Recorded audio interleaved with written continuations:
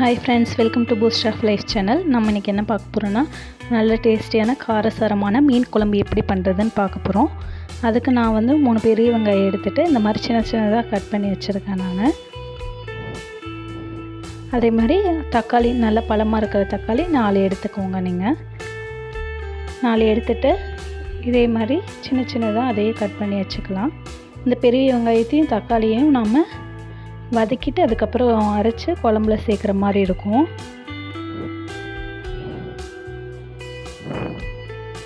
நல்லா தக்காளி நல்ல பழமாக எடுத்துக்கோங்க, அதுதான் நல்லா குழம்புக்கு டேஸ்ட்டு தரும்.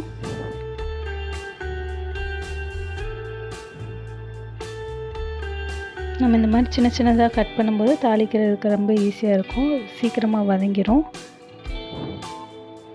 அதுக்கப்புறம் 100 கிராம் சின்ன வெங்காயத்தை எடுத்துகிட்டு இந்த மாதிரி சின்ன சின்னதாக கட் பண்ணி எடுத்துக்கோங்க. இது நம்ம எல்லாத்தையும் தாளிக்கும் போது ஆட் பண்ண போகிறோம். சின்ன வெங்காயத்தை கட் பண்ணி வச்சுருக்க பெரிய வெங்காயம், தக்காளி, 4 பச்சை மிளகாய் எடுத்துக்கோங்க. நான் வீட்டு மசாலாத்தூள், மீன் குழம்பு மசாலா எடுத்துருக்கேன். அப்புறம் தாளிப்புக்கு தேவையான கடுகு, வெந்தயம், ஒரு 20 பல் பூண்டு எடுத்துருக்கேன். அப்புறம் புளி எடுத்துக்கோங்க தேவையான அளவு. அப்புறம் கட் பண்ணி வச்சுருக்க சின்ன வெங்காயம். இப்போ நம்ம கட் பண்ணி வச்சுருக்க பெரிய வெங்காயத்தையும் தக்காளியையும் எண்ணெய் ஆட் பண்ணிவிட்டு நல்லா வதக்கி எடுக்க போகிறோம். அப்புறம் தேங்காய் ரொம்ப சேர்க்கக்கூடாது, கொஞ்சம் டேஸ்ட்டுக்காண்டி, குழம்போட திக்னஸ்க்காண்டி கொஞ்சமாக சேர்த்துட்டா போதும். தக்காளி வெங்காயம் வதங்கிருச்சு. 2 சில்லு தேங்காவை இந்த மாதிரி சின்ன சின்னதாக கட் பண்ணி எடுத்துகிட்டு அப்புறம் வதக்கி வச்சுருக்க தக்காளி வெங்காயம் சேர்த்து அரைச்சி எடுத்துக்கோங்க, நல்லா ஃபைன் பேஸ்ட்டாக. இப்போ மீனை நம்ம க்ளீன் பண்ணிடலாம். நல்லா உப்பு சேர்த்துட்டு நல்லா இது உரசி எடுத்து கழுவணும். இது இந்த கவுச்சி ஸ்மெல்லாம் போகும், மீனில் இருக்க அழுக்கெல்லாம் நல்லா க்ளீன் ஆயிரும். இந்த மாதிரி உப்பில் நீங்கள் தேய்ச்சி எடுத்துட்டு அதுக்கப்புறம் 3 to 4 டைம்ஸ் தண்ணியில் கழுவி எடுத்துக்கோங்க. இப்போ நல்லா மீனை கழுவி எடுத்தாச்சு, பாருங்கள் எவ்வளோ ஃப்ரெஷ்ஷாக இருக்குன்னு. நம்ம எந்த அளவுக்கு உப்பு போட்டு தேய்க்கிறோமோ அந்தளவுக்கு நல்லாயிருக்கும் மீன், சொரசொரப்பு இல்லாமல். ஒரு 3 டைம்ஸ் நல்லா கழுவி எடுத்துக்கிட்டோம்.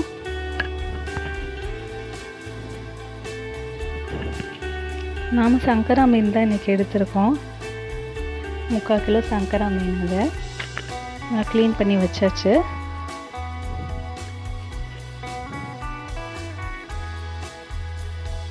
இந்த மீன் நல்லாயிருக்கும், ரொம்ப டேஸ்ட்டாக இருக்கும். அதுக்கப்புறம் நல்லா மீன் குழம்புக்கு எண்ணெய் நல்லா நிறையா எந்த அளவுக்கு சேர்க்குறோமோ அந்த அளவுக்கு குழம்பு நல்லா டேஸ்ட்டாக இருக்கும்.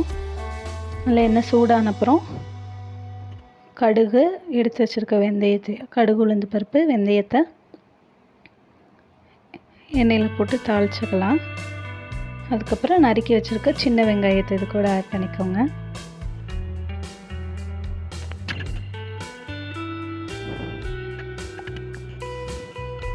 நல்ல பச்சை வாசனை போய் பொன்னிறமாக வர வரைக்கும் சின்ன வெங்காயத்தை வதக்கி எடுத்துக்கணும்.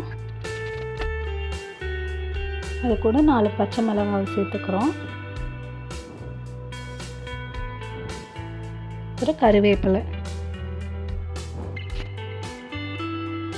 இந்த மாதிரி மெத்தடில் பண்ணி பாருங்கள், நல்ல டேஸ்ட்டாக இருக்கும் குழம்பு. நாங்கள் பண்ணி பார்த்து ரொம்ப டேஸ்ட்டாக இருந்துச்சு, நீங்களும் ட்ரை பண்ணுங்கள் இதே மாதிரி.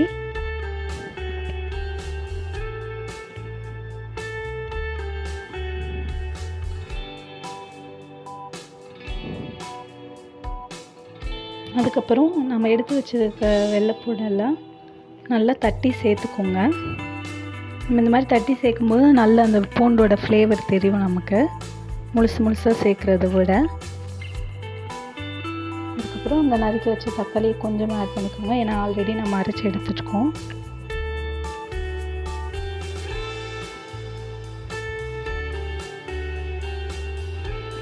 நல்லா கலர் சேஞ்ச் ஆகிற வரைக்கும் நல்லா வதக்கி விடலாம்.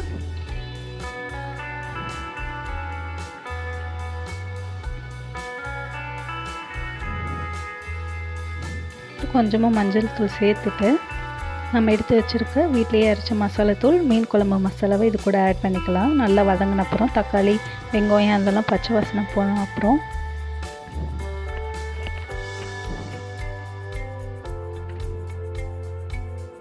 நல்லா மிக்ஸ் பண்ணி விட்டுக்கோங்க. நல்லா மசாலா அந்த எண்ணெயிலேயேவும் நல்லா வறுத்து எடுத்துக்கலாம்.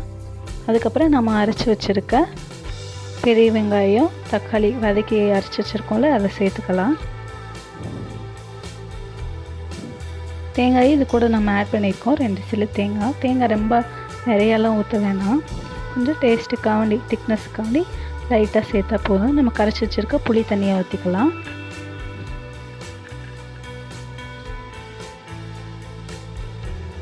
நல்லா மிக்ஸ் பண்ணிக்கோங்க. இதுக்கப்புறம் உங்களுக்கு தேவையான அளவு தண்ணி ஊற்றிக்கோங்க. தேவையான அளவு உப்பு சேர்த்துக்கலாம்.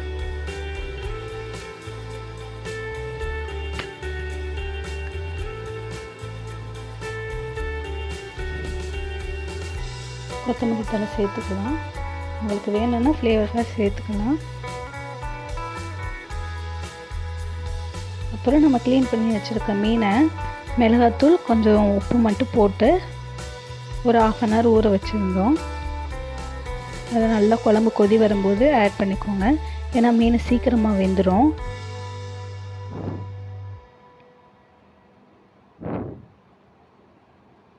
ஒரு 5 minutes வச்சுட்டு நல்லா குழம்பு கொதி வந்தப்புறம் 5 minutes மட்டும் வச்சுட்டு அதுக்கப்புறம் ஸ்டவ் ஆஃப் பண்ணிடலாம். நல்ல டேஸ்டியான மீன் குழம்பு ரெடி. காரசாரமான மீன் குழம்பு நீங்களும் வீட்டில் ட்ரை பண்ணி பாருங்கள். டேஸ்ட் ரொம்பவே நல்லாயிருக்கும். நல்லா எல்லாமே பாருங்கள், பச்சை மிளகாலாம் நல்லா வெந்து வந்துருச்சு. இந்த மாதிரி மெத்தடில் பண்ணி பாருங்கள், டேஸ்ட் நல்லாயிருக்கும். இப்போ ஒயிட் ரைஸ் கூட அதை சர்வ் பண்ணிடலாம். இந்த வீடியோவில் பிடிச்சிருந்தா ஷேர் பண்ணுங்கள், லைக் பண்ணுங்கள். தேங்க்யூ ஃபார் வாட்சிங். சப்ஸ்கிரைப் பண்ணுங்கள் நம்ம சேனலை மறக்க.